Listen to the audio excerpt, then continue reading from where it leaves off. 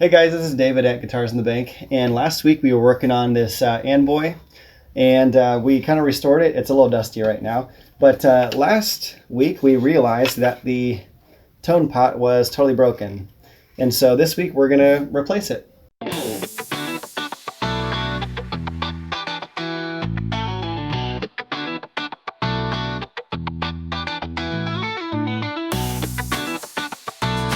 Okay, so to start, by changing a potentiometer, or a pot is what most people call it, it's just this guy right here. And so it's a little hard to see. There's some wiring blocking it. Essentially, there's two different kinds of pots. There's going to be one that's 250, and the other value is typically 500. On this one, I can just barely make out. You can't really see it very well, but I can just barely tell that there's a 5. Right where they soldered it is where the number is, but I can just see the bottom of a 5 there. And so I know it's 500, so we're going to match it with that. These pots that I use are bigger than what came stock, so it'll be a higher quality pot. So really all we need for this is we need the replacement pot. We need some good solder. This is what I use. How I got this one was I looked on stumac.com. I saw the specs they use for their solder. And so I just got one that was through just a cheaper website. This is probably Amazon. So this one should work really well for wiring. And then another thing you're going to need is a soldering iron. And the one that I use is a Weller. And so this one's pretty pretty standard. There's a lot more fancy ones out there. There's some irons that get a lot hotter than this one. This is just pretty basic. You have a selection from 1 to 5. I always crank it as much as I can, just because the hotter the iron is, the better the connection you're going to get. And so you have this wet sponge. I'm going to just kind of clean off the iron really fast. And what I'll do, just to make sure that the iron is hot enough, I'm going to just take a little bit of thin solder here. And okay, yeah, we're nice and hot. It's getting the solder going there. So that kind of tins the iron, makes it a little easier to make a connection. So it gets a little bit more shiny. Okay, so I'm going to first start by just deconnecting what's in there. Actually, before I do that, I'm going to come from the front, and I'm going to take this knob off. Grab a little, well, I don't have a little one, but I'm going to grab this crescent wrench. Just going to take this nut off, and then I'm going to push it through the back. Got a washer that goes with that. This makes it a lot easier to see what's going on. So in a case like this, when you know that the pot has gone bad, you really want to take a quick picture of it to see where everything's at. This one has a capacitor right here, so this little green guy is connected to the ground. So you got 3 prongs here, and like I said, essentially you're really just going to even if you didn't know what you were doing, you could literally just reconnect the wires to the exact same way it is right now, and you're going to be golden. So this is a pretty simple, we're not having to wire something from scratch. We already know how it should be. So I'm going to go ahead and take this apart. So white wire is the hot wire going to the middle. We've got the ground that comes out of that wire will go onto the back of the potentiometer. And this capacitor, like I said, matches here, and then the other side is going to go on that. Now what I'll do real quick first, just grab, I got scissors on hand here, but on the back of this new pot, I'm going to just scratch right here. I'm going to kind of get like a nice shiny surface.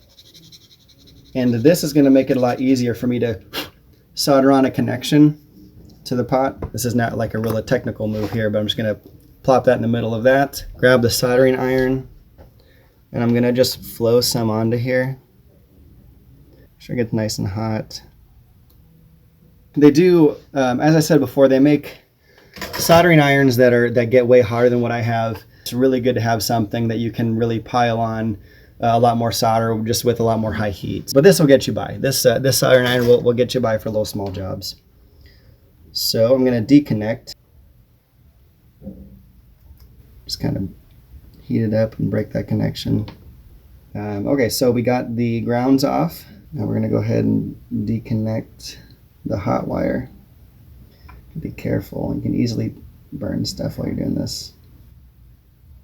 There we go, got that off. Before I mess with the capacitor, I'm going to leave that on for now, because I'm just going to kind of connect the other stuff first. I'm going to start with the middle hot wire. And really, we just want to kind of hook it into place and kind of just curl that as best as you can. If you have needle nose pliers or something like this, you can kind of just make the wire curl a little bit, and then it'll go right into place there. You just want to make a nice little connection. Now I'm going to grab the soldering iron. We're just going to flow some solder right into there.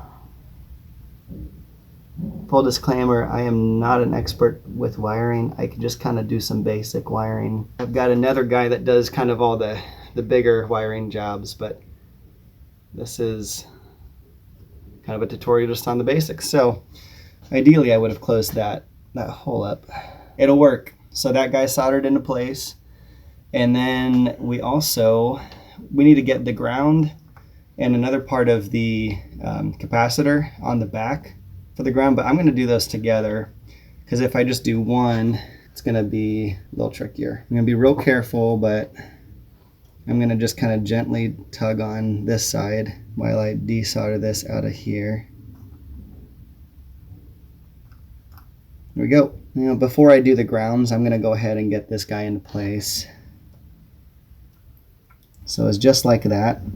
And that was already kind of hooked on the last one, so literally just plopped it right into place and it's already sitting how it should. So we're going to just flow a little bit of solder into that. Done.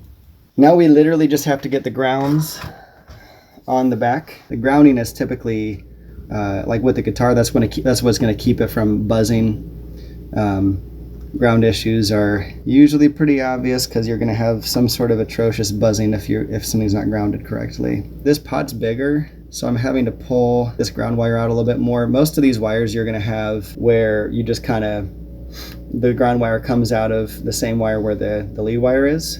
So I'm going to just twist this up a little bit. So just to be extra careful, since we had to pull some more wire, I'm going to put it in a sleeve. It's going to keep that ground from being exposed. So this right here is just like a little rubber sleeve. I don't really know what the technical name is of these. I got a big bunch of these a long while ago. This is, a guy locally had passed away and just had a bunch of miscellaneous guitar repair stuff. So this was in that box, and so I've never had to go buy it, but I'm sure it's really cheap. So I'm going to kind of see how much I need. I'm going to clip somewhere about there. This way this ground is not like contacting something it shouldn't be. And again, I'm sure this is not the technical way to do it, but this is how I do it here. There's probably other ways, but I just literally take the iron, and I know I'm kind of burning the sleeve a little bit. It doesn't have to look pretty, it's just functional. The more technical way to do this would be if I had a heat gun, and I don't. I've seen soldering irons that come with a heat gun as well. That would probably be better. Kind of got everything in place here. I'm going to flow a little bit more solder on top of these. Just try to make a really nice hot connection so it's got a good, okay. Again, not perfect, but it'll work. It'll work for what we need it to. So yeah, that's done. Everything's right how it should have been, how it was before. Now before we go ahead and put it back into place, I'm going to just plug the guitar in to make sure I did it right, make sure there's no other issues. So I turned the pot back up all the way. Let's just see. I'm going to turn the soldering iron off because if you have it on when you turn the amp on, it's going to be buzzy. Oh, there's a buzz, but that's because we have fluorescent lights in here. So, and if I turn it down,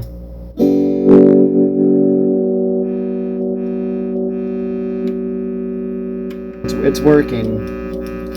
So it's good to go. That's it, guys, and then I'll show you just how to real quickly make sure everything's put back into place how it should be.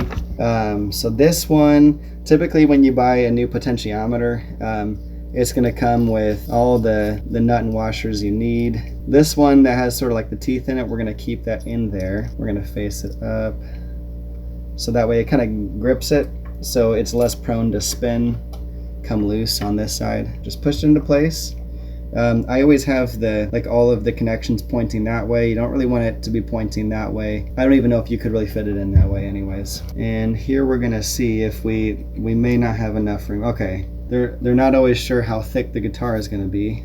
So this one, it comes with an extra nut here, or a bolt, sorry. And so we're gonna take it off. That'll solve that. It'll poke up enough now. Just gonna throw a washer on there so we get it covered. Throw this guy on there too. Adjustable crescent wrench. Be careful with these. It's easy to accidentally slip with these and scratch the finish. You gotta be real careful. You don't want to over tighten it. It's plenty tight. It doesn't need to be crazy tight. Then I like to just kind of line up the pots to have the same number facing the same way. It's a little OCD, and that's it. I mean, we're done. So you got that on there. Everything's how it should be back here.